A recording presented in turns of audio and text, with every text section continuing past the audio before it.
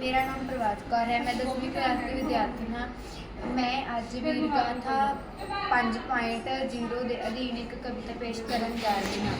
गोरखपुर की जेल में बैठा माँ को लिखता परवाना, देश धर्म का दीवाना, देश धर्म का दीवाना।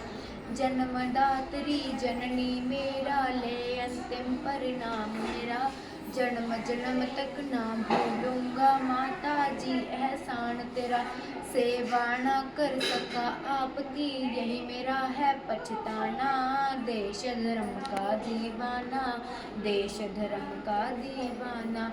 होगा वतन आजाद एक दिन ऐसा भी आएगा, स्वर्ण अक्षरों में माँ तेरा नाम लिखा जाएगा, खेम सिंह भी गाएगा बना बना तेरा गाना, देश धर्म का दीवाना, देश धर्म का दीवाना।